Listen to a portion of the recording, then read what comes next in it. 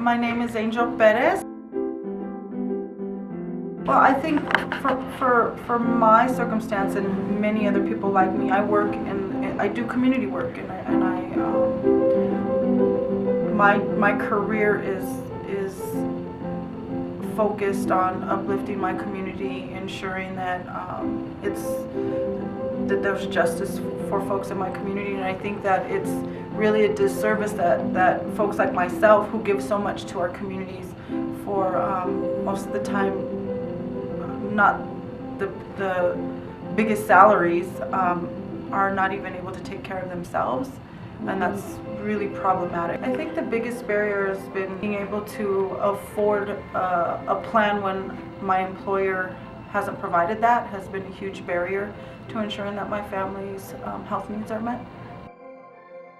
As soon as my job situation changed, I was no longer able to get health care, and so it's been really hard because I was not willing to put myself in a position to rack up emergency room bills.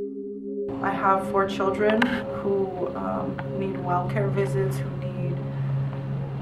who are athletes and could possibly, hurt themselves, break a bone, and they're just kids. May get the flu or something like that, and so not being able to have the comfort of knowing that I can access primary care, or I can access care for them outside of an emergency room situation is really scary to think about.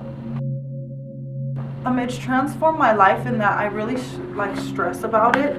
There's been times when I've had sleepless nights actually thinking about, if something were to happen to me because I can't access health care, like I can't get an annual PEP, or I can't get, I just turned 40, so I need a mammogram. There's certain things that, preventative things, that I'm not able to access right now, and that could potentially lead to really complicated healthcare issues in my future. And what does that mean for my children?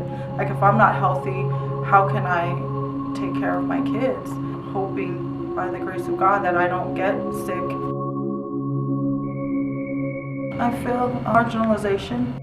Again, finding an insurance provider for somebody who's an individual insurance provider or plan, that's nearly impossible. They're extremely expensive, and it just,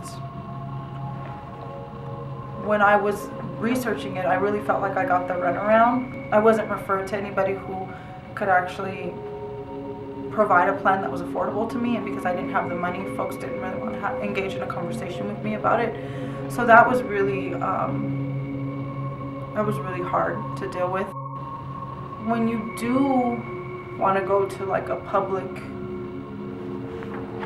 place, you have to go through so many loops, and being on, if you want to call and make an appointment, being on hold for hours at a time, or having to go, for example, the STD clinic to get tested for STDs, to get a free PAP, and to get a free HIV test. You have to go in the morning and make an appointment, and then come back later that day to try to get seen.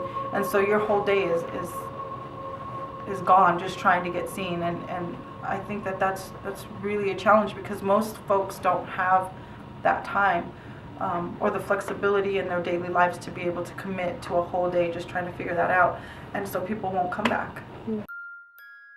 For me personally, I don't know.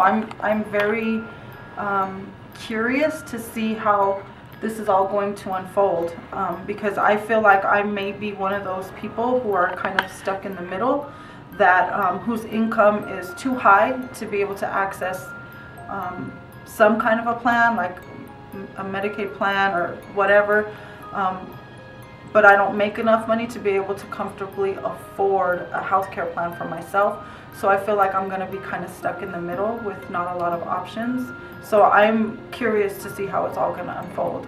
Honestly, I'm somewhat pessimistic about that. And then on the other hand, I do appreciate the fact that a lot of low-income folks are going to be able to get access to healthcare that they wouldn't have before. But I do believe that there's still going to be some folks that are left out. I have some kind of hope in that maybe someday I'll make enough money to be able to afford to buy healthcare, but I think it's just a totally different conversation when we're looking at undocumented folks and the ability to access the things they need for their basic survival.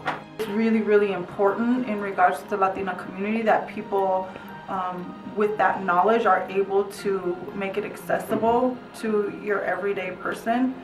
It may make sense to a policy person, or it may make sense to somebody who is studying the politics of it, but to your average person who just at the end of the day needs to be able to figure out how to access healthcare, that knowledge isn't there.